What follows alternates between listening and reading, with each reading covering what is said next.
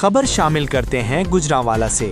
Doctor Arsalan علی CEO daily عوام news HD کی report کے مطابق معرکہ حق آپریشن بنیان مرصوص کی فتح عظیم کو 1 سال مکمل ہونے پر اسے جشن اور قومی وقار کے دن کے طور پر منانے کا فیصلہ کیا گیا۔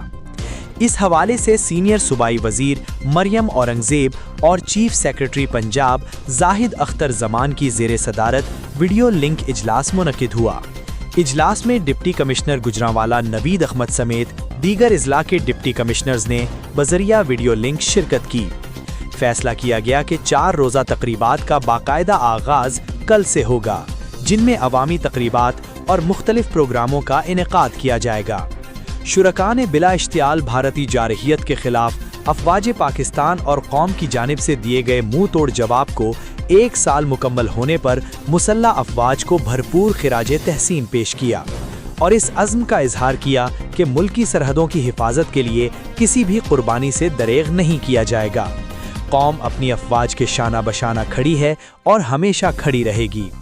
شرکاء نے کہا کہ پاکستان ایک ذمہ دار ملک ہے جو امن کا داعی اور علمبردار ہے، لیکن کسی بھی ملک کو اپنی سرحدوں پر حملہ آور ہونے کی ہرگز اجازت نہیں دے گا۔